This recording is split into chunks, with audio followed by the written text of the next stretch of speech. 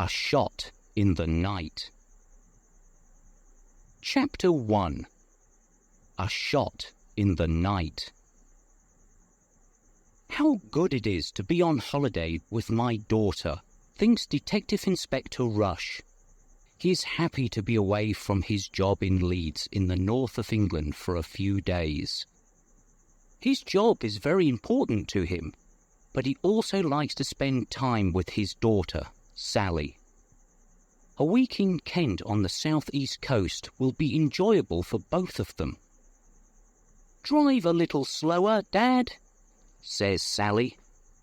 "You aren't driving a police car now. I would like to enjoy the view. It's so beautiful." They are driving along the coast road between Folkestone and Hastings, and there is a beautiful view of the sea. "Okay," says her father. "We have a few hours yet. We must arrive in time for the evening meal, though." They are quiet for a few minutes, and then he speaks again. "I'm so pleased that you have come on holiday with me," he says. "There are not many 24-year-old daughters who want to go on holiday with their fathers." "No," she laughs. "You really are very lucky to have me with you." He laughs as well. "Yes, I know I am. It's so long since we spent some time together. I think that the last time was 2 years ago. Then we went on the Aikido course in Birmingham. I'm sorry that I always seem to be so busy." "Don't worry about it, Dad," she replies. "It makes the time that we do spend together really special." "Thanks," he answers. "I'm really looking forward to this week, especially the open-air classical concert at Leeds Castle. That should be really good." "Yes," she agrees. "The 1812 overture with real cannons and fireworks should be amazing." After a moment, she asks, "Do you know why it's called Leeds Castle? It can't be anything to do with the city of Leeds where we live, can it?" "No," replies her father. "It isn't.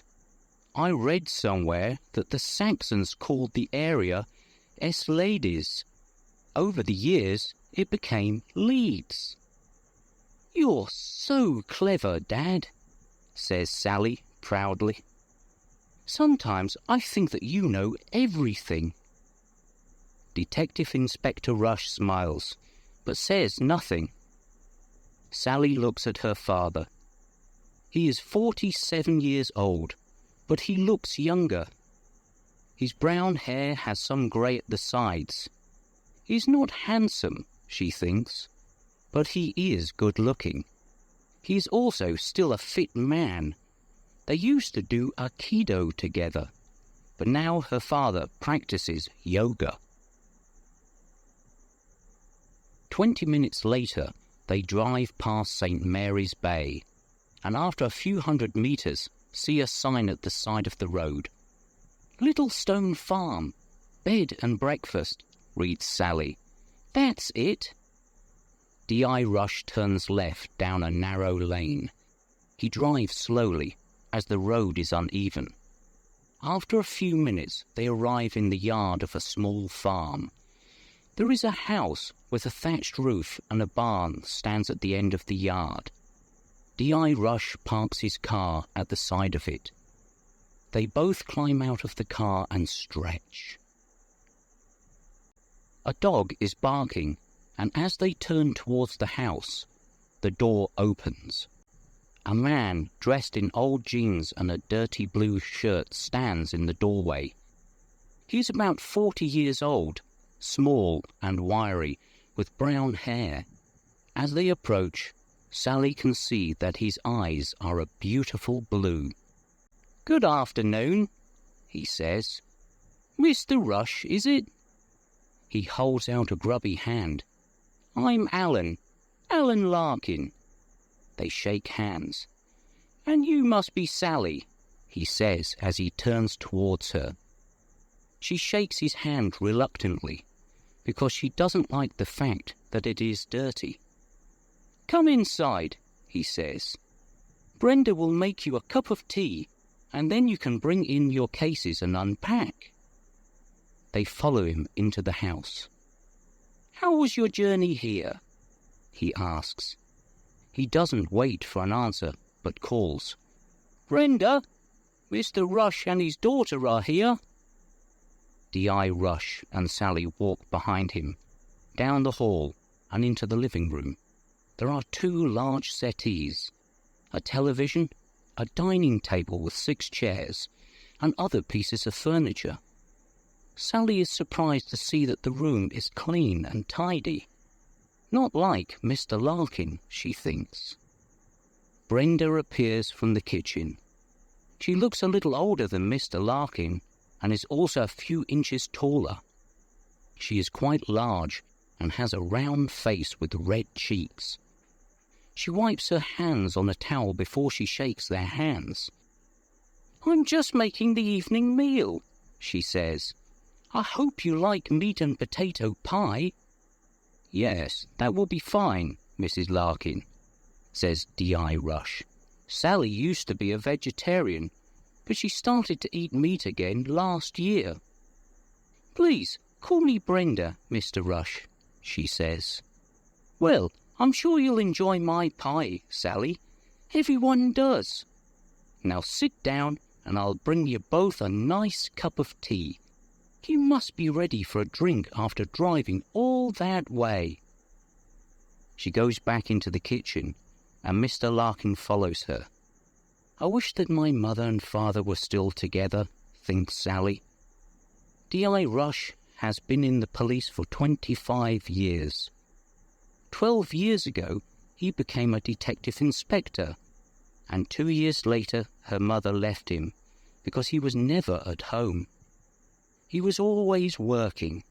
Since then, Sally has lived with her mother. "I love them both," she thinks. Sometimes life is so difficult.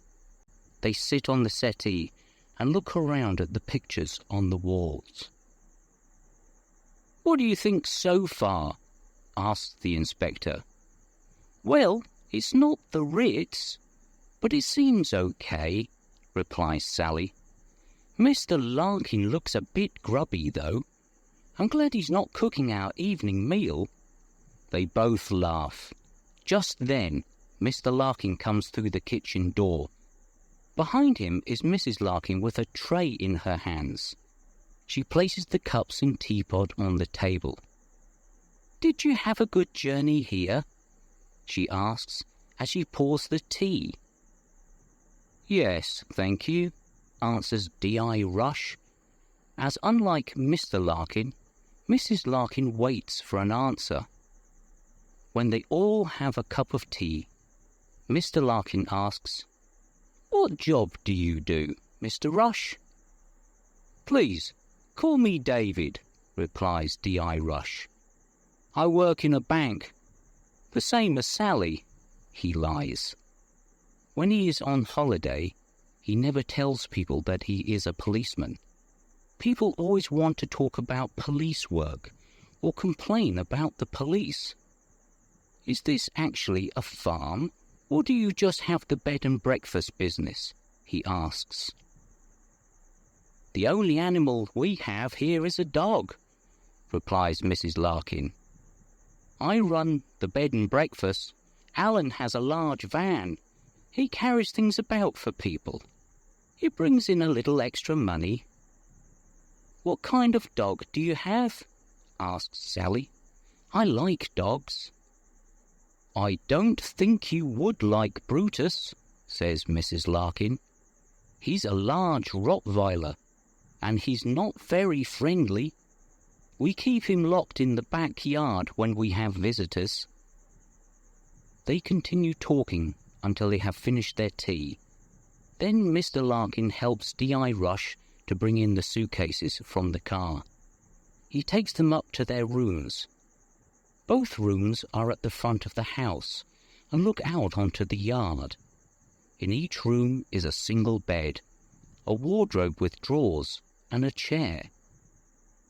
Each room also has an ensuite bathroom with a shower. If you want to go for a walk before dinner, the beach is not far from here, says Mr. Larkin. If you go down the path between the house and the barn, you'll arrive at the sea in 20 minutes. Thanks, answers D.I. Rush. It would be nice to go for a walk. My legs are stiff after the journey from Leeds. D.I. Rush unpacks his case and hangs his clothes in the old wooden wardrobe. After a hot shower, he feels refreshed.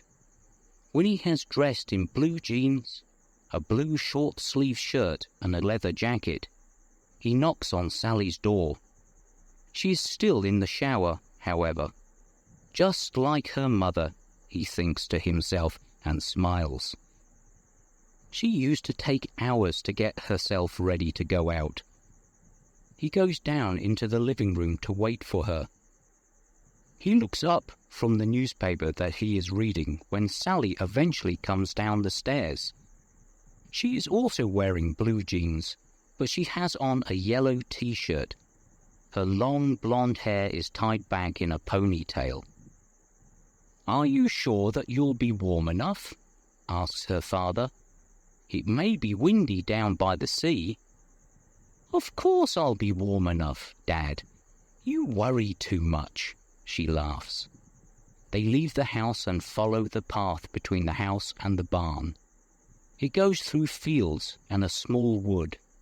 When they come out of the wood, they can see the sea. "Oh, the English Channel," says Sally. "Can you see France?" "I can see something," replies her father, "but it's probably just a low cloud." They walk on in the evening sunlight to the top of the cliff. Then they stop for a moment to look at the sea and watch the large ships out on the water. "Shall we go down to the beach?" asks Sally, and begins to go down the steep path. D.I. Rush follows her carefully. "Not too fast," he calls. "My legs are older than yours." They spend some time on the beach, where they walk by the sea and throw pebbles into the water. Then they climb back up the path. "You're very quiet, Dad," says Sally. "Is anything the matter?" "Not really," he replies. "I was just thinking that the path from the farm is very easy to follow. It looks as though lots of people use it. I think that's strange when there are only a few guests each week." He bends and picks up a cigarette packet from the ground. "French cigarettes," he says. "Perhaps they have had French guests." "Really, Dad," laughs Sally, "don't you ever stop being a detective? I have a friend who smokes Russian cigarettes, and she's not Russian." They make their way back to the farm, and as they enter the yard, they see that a large, new BMW is parked in front of the barn. As they go into the house, Mrs. Larkin is serving the evening meal. There is already a man sitting at the dining table. "Hello, you two," calls Mrs. Larkin. "You're just in time. This is Mr. Dalton. He's staying here for the night." D.I. Rush and Sally introduce themselves to Mr. Dalton. He is about 30 years of age, slim, and has short, blonde hair. He is dressed in an expensive suit, and the inspector sees that he has a Rolex watch on his wrist. Sally thinks he is quite good-looking, and during the meal she tries to talk to him. Mr. Dalton, however, doesn't want to talk. He answers her questions with yes or no, and eventually she gives up and talks to her father instead. After the meal, Mr. Dalton goes upstairs to his room. Mrs. Larkin clears the table and returns to the kitchen. "Mr. Dalton doesn't say very much, does he?" says Sally, when they are alone. "No," replies her father. "He didn't want to talk about himself, did he? I wonder what his job is. That was a very expensive Rolex that he had on his wrist, and new BMWs aren't cheap." "Well, I don't think we are going to find out," says Sally. "Mrs. Larkin said that he's only here for one night." They sit on the settee. Sally watches the television, and D.I. Rush reads a book that he has brought with him. At 9 p.m, Mrs. Larkin makes a cup of tea for them, and at 10 p.m. they decide to go to bed. They are both tired after the journey. D.I. Rush lies awake for a little while. He thinks about what they will do in the morning. He also thinks about Mr. Dalton.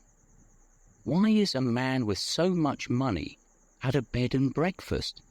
He should be in a 4-star hotel, thinks D.I. Rush, as he falls asleep. It is still dark when he suddenly wakes up. He is sure that the noise that woke him was a gunshot. He switches on the lamp at the side of his bed and looks at the clock. 3:30. He switches off the lamp again and gets out of bed. He looks out of his window, but the yard below is completely black. Since he is awake, he decides to get up and have a look outside. He puts on his trousers, shoes, and a jumper and quietly goes down the stairs. He unlocks and opens the front door. Suddenly, the light in the hall is switched on. "It's a little early to be going out for a walk, isn't it, Mr. Rush?" says a voice behind him. D.I. Rush's heart is beating like a drum. He turns and sees that Mr. Larkin has come out of the living room. Behind him stands a large, black Rottweiler. The dog growls deeply when D.I. Rush looks at it. "Be quiet, Brutus," says Larkin. The dog stops growling, but it doesn't take its eyes off D.I. Rush. "Something woke me," says the detective. "It sounded like a gunshot." "Yes, I heard it too," says Mr. Larkin. "I was in the living room. I must have fallen asleep while I was watching the television." "What do you think it was?" asked the D.I. "It's probably poachers," replies Larkin. "They are often around here at night. Don't go out when they're about. You could be injured or even killed. You wouldn't be the first person to be killed by a poacher's bullet." "No," he replies.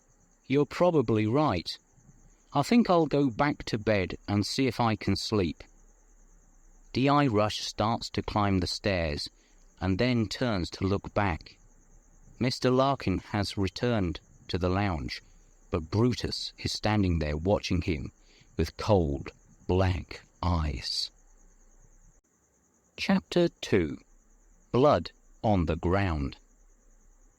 At breakfast that morning, only Sally and her father are at the table. "Where's Mr. Dalton?" asks Sally, when Mrs. Larkin comes from the kitchen. "Oh, he was up very early," she replies. "He had to catch a ferry to France. He needed to be in Paris for a meeting this morning." "Why didn't he fly?" asks the inspector. "He needed his car with him," replies Mrs. Larkin quickly, and her cheeks begin to redden. "Now, what can I get you for breakfast?" "A full English breakfast for me," says the inspector. "Could I have a fried egg, please?" "And for me, 2 poached eggs on toast, please," says Sally. When Mrs. Larkin returns to the kitchen, they both look at each other. "It's strange that Mr. Dalton left so early for the ferry. If he needed his car in Paris, He could have gone on the Eurotunnel train with it, says the inspector. Perhaps he likes to drive, Sally replies. He left early. I heard his car in the yard when it was still dark. He woke me. I didn't hear that, says her father. But I did hear something else. He then tells her about the shot that he heard in the night. Really? Gasps Sally. You don't think that had anything to do with Mr. Dalton leaving early, do you? I hope not, answers her father. And Mr. Larkin said it was poachers? Sally continues. That's terrible. I hate to think that people go around with guns and kill poor animals in the middle of the night. The world would be a better place without guns. They stop talking as Mrs. Larkin returns from the kitchen. She places a plate in front of the inspector. Here's your full English breakfast, David, she says. And here are your poached eggs on toast, Sally. I hope they're not too hard, she adds, as she puts a plate in front of Sally. That smells delicious, says the inspector, as he looks at his plate full of food. 2 eggs, bacon, mushrooms, beans and fried bread. I'll need a long walk after this, he continues. After a week here, I'll be fat. Your cooking is really excellent, Brenda. She smiles and goes back into the kitchen. A few seconds later, she appears again with a pot of tea. She places it on the table and then leaves them alone. D.I. Rush and Sally eat their breakfast. They discuss how they will spend their day. It is a beautiful morning, with a blue sky and warm sunshine. They decide to visit Canterbury, as they have never been there. They would both like to see the famous cathedral. When Mrs. Larkin returns to clear the table, they talk with her about Canterbury. Finally, D.I. Rush asks where Mr. Larkin is. He had to leave early as well, she replies. He's gone up to London to see someone about some business. Before he can ask anything else, Mrs. Larkin hurries off into the kitchen. Sally and her father go upstairs to their rooms and pack a small rucksack each. Sally goes out into the yard and sees her father near the barn door. As she walks towards him, she slips. She looks down and sees a small pool of red liquid. She bends down to look at it, and her father comes over to her. "What is it, Dad?" she asks. "It looks like blood to me." Her father puts his finger into the liquid and examines it. "I think you're right," he says. "What's a pool of blood doing here in the yard?" "Brutus caught a rabbit this morning and brought it into the yard," says Mrs. Larkin. She's standing behind them with a bucket of water. "I'm sorry that you had to see that," she continues. "I was going to clean it up earlier, but I was busy in the kitchen." She pours the water onto the blood to wash it away. When she is happy that all of the blood has disappeared, she goes back into the house. Sally and her father stand in silence. They look at each other, and he shrugs his shoulders. "I thought they locked Brutus in the backyard," Sally says. "That's what Mrs. Larkin said yesterday," agrees her father. "Perhaps the poachers are not the only killers around here after dark. I don't like to think that Brutus is walking about freely at night." "Well, don't think about it then," says Sally. "Let's go and have a nice day in Canterbury." They spend a pleasant day in Canterbury. They visit the castle and the cathedral, and they have lunch at one of the cafes in the town centre. They also look around the shops before they return to their car and drive back to Littlestone Farm. On their return, Mr. Larkin is standing at the door of the house. "Did you have a good time in Canterbury?" he asks. Yes, we did, thanks, replies D.I. Rush. How was London? Too busy and too noisy, Larkin laughs. Did you drive there? asks the D.I. Yes, Larkin answers cautiously. Why? It's just that your van was still in the barn this morning, answers the D.I. The smile disappears from Larkin's face, and his cold blue eyes turn towards D.I. Rush. I walked to the end of the lane, and a friend took me in his car, he says after a moment. Oh, right, replies D.I. Rush. Any more questions? He asks sharply. No, Alan, answers the inspector. None at all. Larkin turns and disappears into the house. Sally and the inspector look at each other before they follow him through the door. They go upstairs to their rooms to wash before the evening meal. Tonight they are the only two at the table. While they eat, Sally and the inspector discuss their day in Canterbury. But both of them are thinking about the strange things that have happened since they arrived at Littlestone Farm. Mrs. Larkin serves their food, but doesn't say much this evening. Mr. Larkin is nowhere to be seen. After the meal, Sally watches TV again, while her father reads his book. When they go upstairs, they both go into Sally's room. Something's not right here, says D.I. Rush, after she has closed the door. I think I'll stay awake tonight and see if anything happens. Oh, Dad, says Sally, you're not at work now. Just go to bed. Sorry, Sally, he replies. I have a suspicious mind. I just want to see if anything happens during the night here. Well, be careful, Dad, Sally warns. There are obviously people out there at night with guns. Don't worry, I can take care of myself, says her father before he goes to his room. He takes off his shoes and lies on the bed. He sets his alarm clock for 2 a.m. and then closes his eyes. He only seems to have slept for seconds when the alarm wakes him. After he stops the alarm, he lies for a few minutes on the bed. Then he gets up, goes to the open window and looks out. The yard is completely dark, and there is no sound at all. He sits by the window, and the hours go by. The only sounds he hears are a dog barking somewhere, and also an owl in the wood. When it starts to become light, he undresses and gets into bed, where he soon falls asleep. At breakfast the next morning, he tells Sally about his night. Perhaps you are too suspicious, Dad, she says.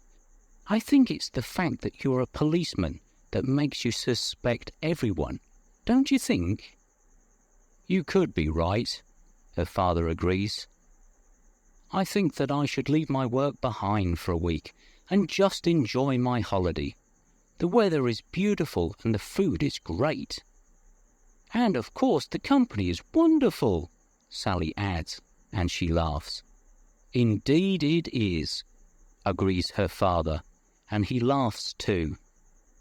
They spend the day in Ramsgate on the coast. It is some distance away, but D.I. Rush had a holiday there when he was a teenager and wants to go back. He finds that he cannot really remember much. Everything is more modern now. However, they have a pleasant day. They do all the things that D.I. Rush used to do when he was a teenager on holiday. They walk by the sea, eat fish and chips, and go to the fairground. They go on the rides, and at one of the stalls, D.I. Rush wins a bar of chocolate by throwing darts. They have both eaten enough, so he puts it in his pocket for later. For Sally, it is a new experience. She has spent all her holidays in Spain or France. She has never had a holiday on the coast in England. When they arrive back at Littlestone Farm, Mr. Larkin is in the barn. The doors are open, and they can see him in the back of his van. He has a bucket and a cloth. He looks up as they get out of the car. They are both laughing. "You've obviously had a good day," he says. "It must be nice to have no work to do." "It is very nice indeed," replies D.I. Rush. "Are you going out with the van this evening, Alan?" "No," Larkin answers sharply. "I just thought that I should clean it out. Then it will be ready when I need it again." He turns away and begins to clean the floor. D.I. Rush looks at Sally and shrugs his shoulders. They walk across the yard and into the house. Mrs. Larkin is obviously in the kitchen, and the smell of the evening meal fills the hall. "It smells like roast lamb," says Sally. "The meals here really are delicious." "I can hardly believe that you used to be a vegetarian," her father laughs. Apparently, they are still the only guests at the house. While they eat their evening meal, they talk together. They also speak to Mrs. Larkin when she appears from the kitchen to serve the food. They tell her about their visit to Ramsgate and D.I. Rush's holiday there years ago. When they have eaten, they decide to sit in the garden to drink their coffee. It is a beautiful evening, and they watch the sun disappear behind the wood. "2 days gone already," says Sally. "I can't believe how quickly the time goes by." "Yes, it will soon be time to pack our cases," replies her father. "Well, Mrs. Larkin is okay, and I really like her meals," says Sally. "But I'm not sure about Mr. Larkin. Sometimes I think he is okay, and at other times I feel that there's something suspicious about him." "I think that we both agree on that," the inspector laughs. Then he continues more seriously. "You know what I said this morning about forgetting police work for a week? Well, I still think Mr. Larkin is doing something illegal. I think I might stay awake again tonight." "Well, I think that you should go to sleep tonight. You have been yawning all day today," says Sally. They go inside and watch television together for an hour. Then they go up to their rooms. "Are you really going to stay awake tonight, Dad?" Sally asks as she goes into her room. "I don't know," replies her father. "As you said, I should really sleep tonight. I might set my alarm and just get up for a short time to see if anything is happening." Sally smiles. She knows that her father will get up during the night. He has been a detective for too many years now. If he thinks there is something suspicious going on, then he will not be able to get a good night's sleep. "Good night, Dad," she smiles. "Sleep well." At 2 a.m., D.I. Rush is waiting by his open window. He sits there for 30 minutes, and once again the only sounds that he hears are the barking of the dog and the call of the owl. He's about to go back to bed when he hears someone swear quietly. He puts his head out of the window, but everything is quiet again. With his head out of the window, he can see that there is a light on in the barn. Perhaps Larkin is working on his van, he thinks. However, there is no sound at all. He thinks for a few seconds and then decides to go and see what is happening in the barn. Probably Larkin didn't switch the light off, the inspector tells himself. He goes quietly down the stairs. The house is dark and silent. He is just about to open the door and go out into the yard when he hears a deep growl behind him. Brutus growls again and takes a step towards him. "Good dog," says the inspector quietly. "Nice dog." although it is dark, he can see that the dog is ready to jump at him. He puts his hand in his pocket to see if he has anything to protect himself with. His fingers touch the bar of chocolate that he won at the fairground. Quickly, he breaks a piece from the bar and throws it to the dog. "Good dog, do you like chocolate?" he says. In the darkness, he can see the dog take the chocolate from the floor and swallow it quickly. His hand is trembling as he throws another piece to it, and then another. While the dog is eating the chocolate, D.I. Rush opens the door and escapes into the yard. He quickly closes the door behind him and stands still for a moment. He breathes deeply and waits a few minutes until his heart is beating more slowly. "Perhaps I should have stayed in bed," he tells himself. "How can I go back into the house now? Brutus will be waiting for me. If there is nothing in the barn, I will have to sleep in there until the Larkins get up, and then I will have to explain why I was out in the yard in the middle of the night." Nevertheless, D.I. Rush wants to find out what goes on in the barn. In the yard, there is only his car.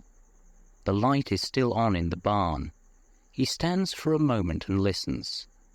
He can now hear noises which come from the barn. It sounds like voices, like someone talking, but very quietly.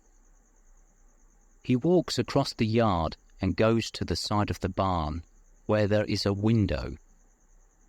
With his hand, he cleans the years of dirt from the glass, until it is cleaner and he can see through it.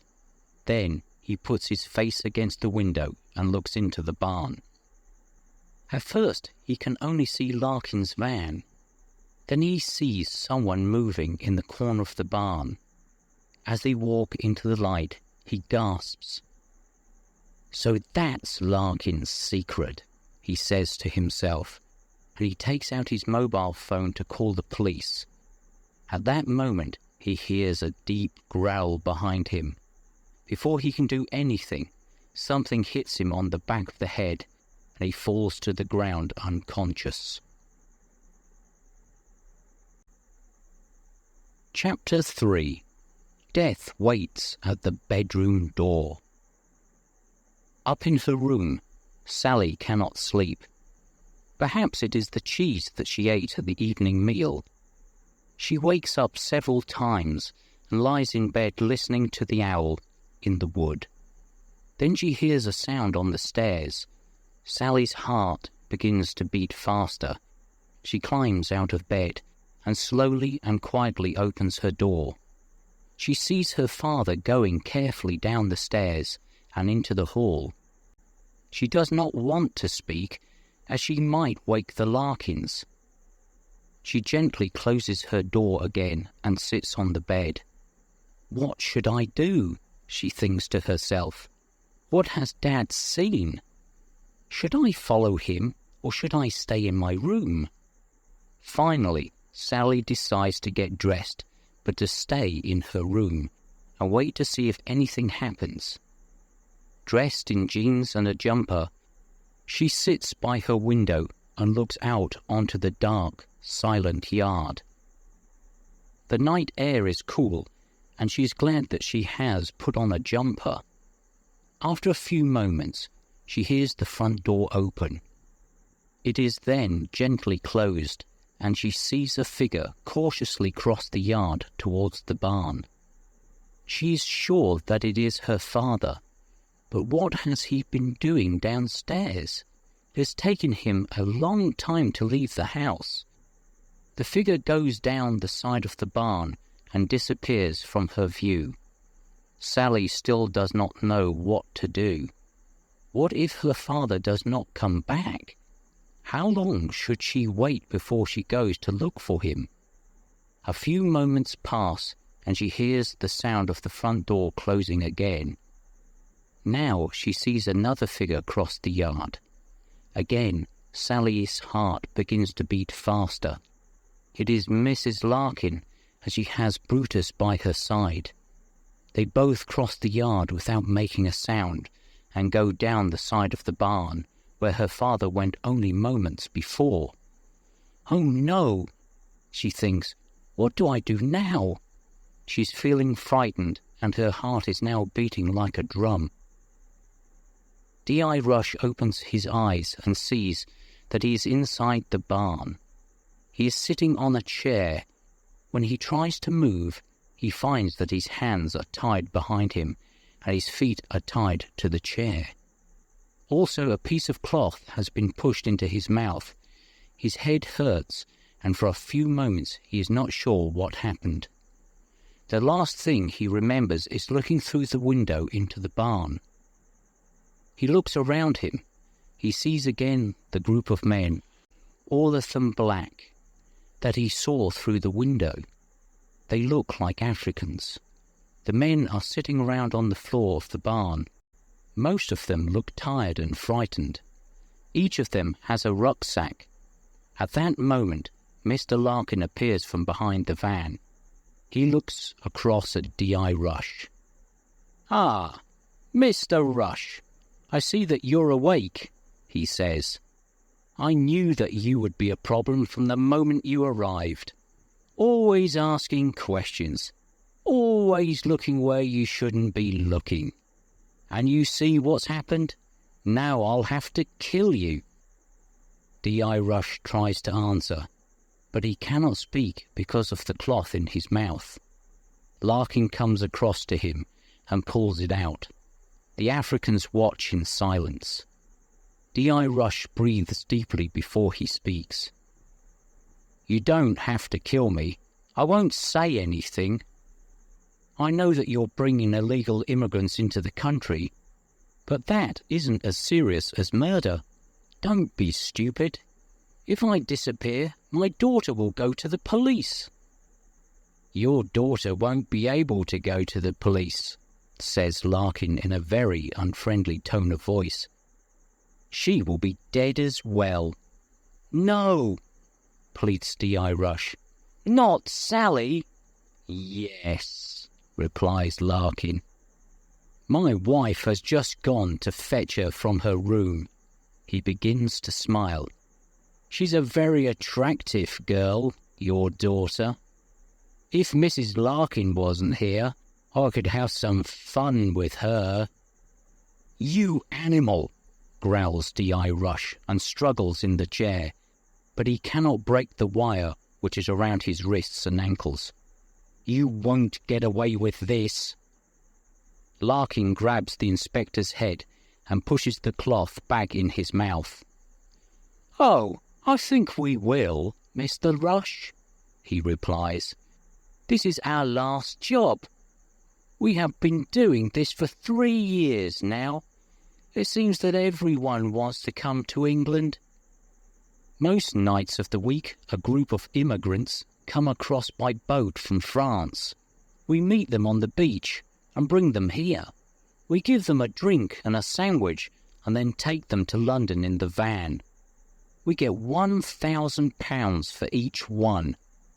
Do you know how much money we have now, Mr. Rush?"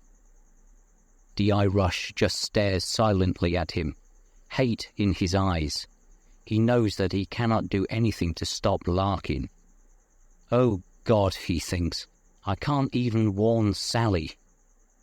"Well, we have enough to start a new life in another country, somewhere warmer than England. I don't want to work again, ever. I want to spend my time with beautiful girls," he laughs. "Don't tell Mrs. Larkin, will you?"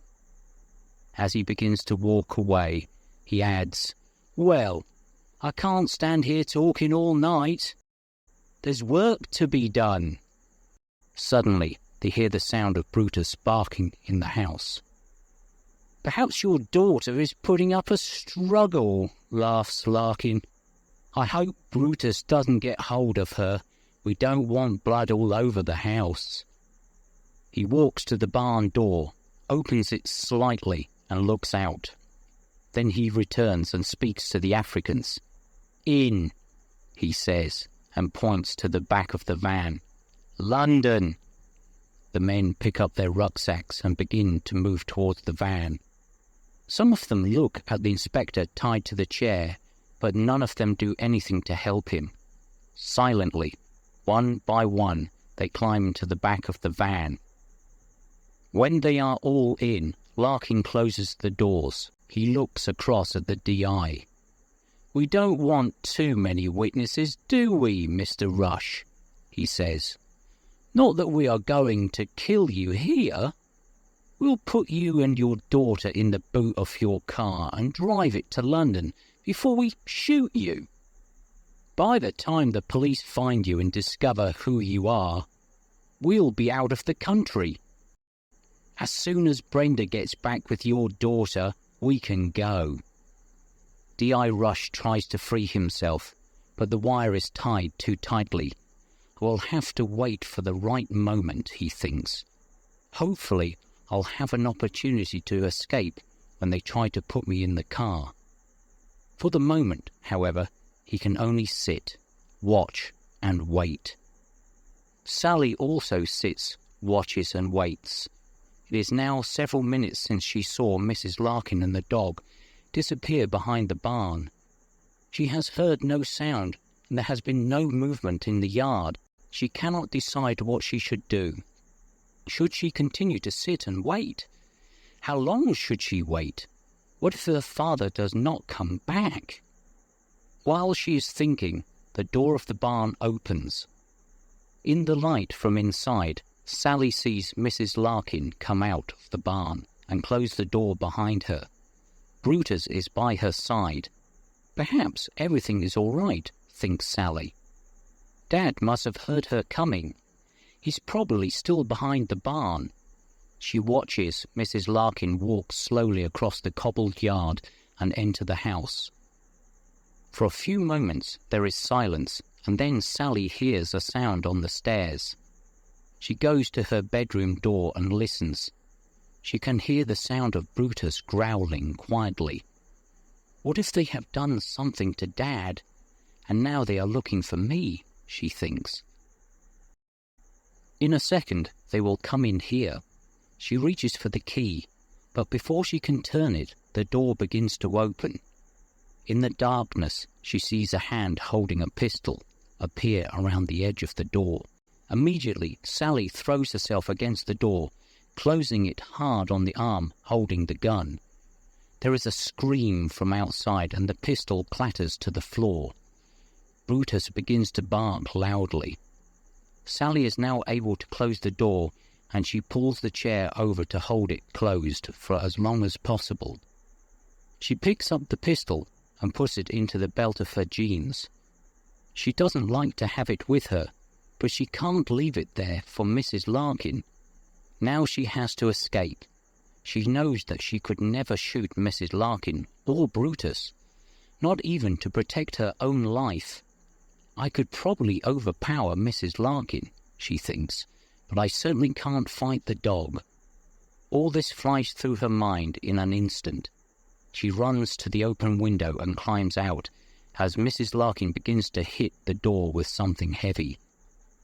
The window to her room and the window to her father's room are side by side. "Thank goodness," she gasps, as she sees that his window is open. From her window, she's able to climb across to his and into his room. As she stands in his room, she hears the sound of the chair break, and the door to her room opens with a crash. "Kill, Brutus, kill!" screams Mrs. Larkin, and in a moment Sally can hear Brutus barking in her room.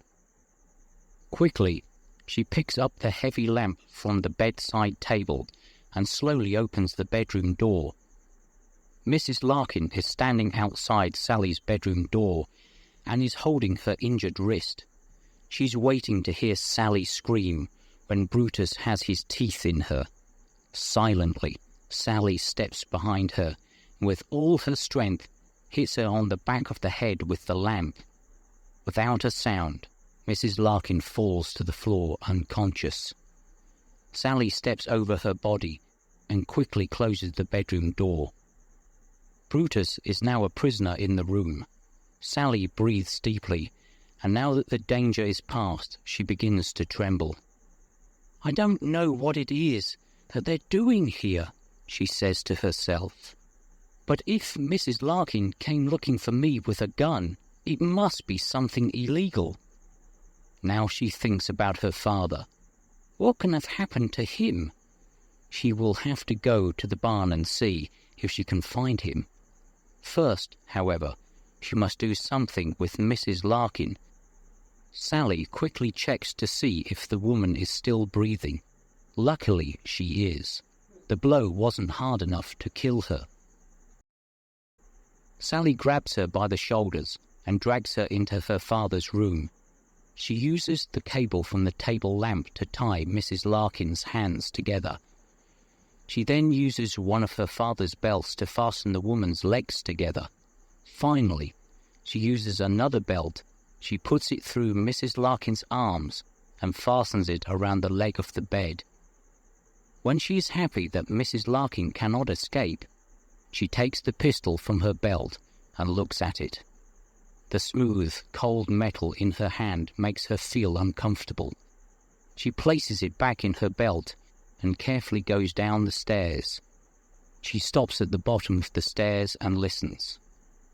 Brutus has now stopped barking. The house is in darkness and completely silent. Sally goes to the front door and opens it slowly. The yard is dark and there is no sound. Where is Mr. Larkin? Will he come to the house and look for his wife? Hopefully he is still in the barn. Sally leaves the house and closes the door behind her. Quickly, she moves around the edge of the yard until she is at the side of the barn. She stands at the window where her father stood a short time ago and looks into the barn. She gasps as she sees her father tied to a chair. Larkin opens the two large barn doors before he climbs into the driver's seat of the van. As Sally watches, the van moves forward out of the barn and into the yard. Now is my opportunity, thinks Sally.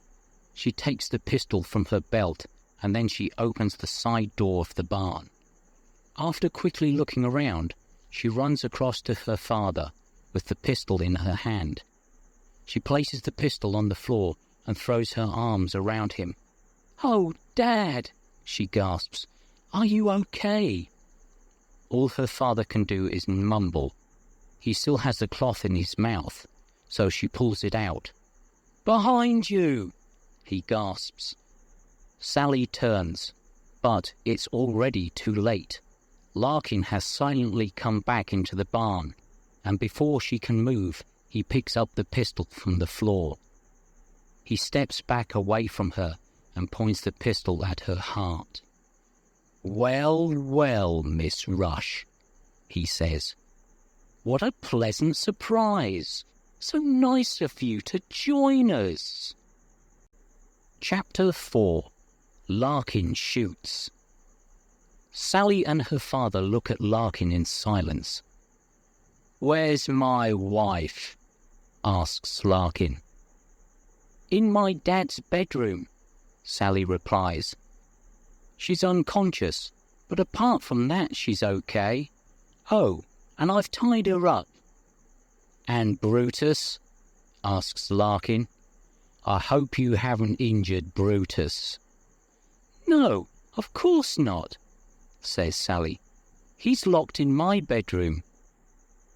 "You're not just an attractive woman, are you?" continues Larkin. "I really have underestimated you. Unfortunately for you, I now have the pistol, and I won't make the same mistake twice." "What are you going to do with us?" asks Sally. "He's going to kill us," answers D.I. Rush. "The van is full of illegal immigrants from Africa. He brings them into the country every week."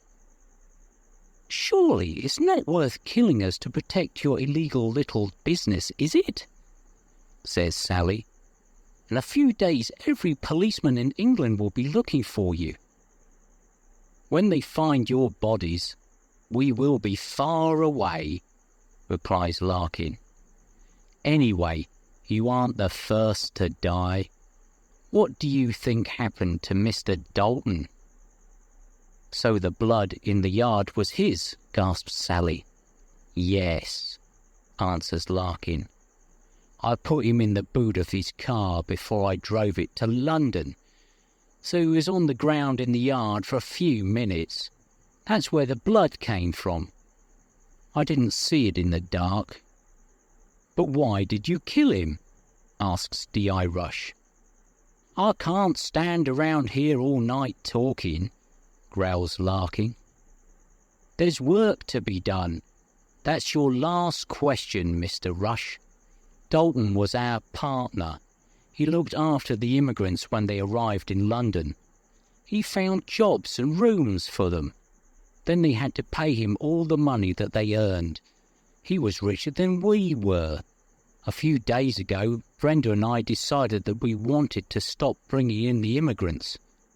We're quite rich now and want to enjoy our money.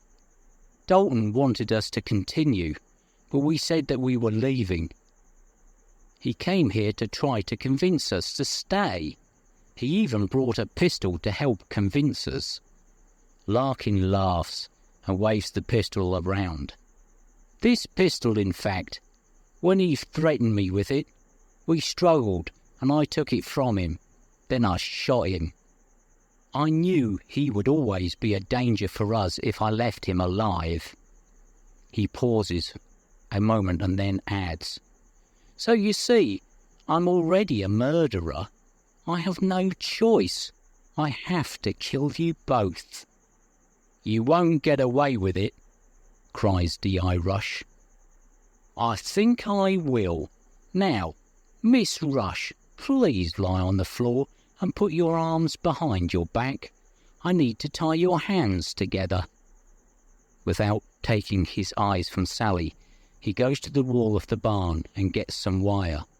He returns to stand in front of her, the wire in one hand and the pistol in the other. Sally laughs. Do you think I'm going to make it easy for you? There are several things you don't know about me, Mr. Larkin. Firstly, I don't like someone telling me what to do. I am very stubborn. If you don't believe me, ask my dad. The inspector sits there with his mouth open. He cannot believe how calm his daughter is.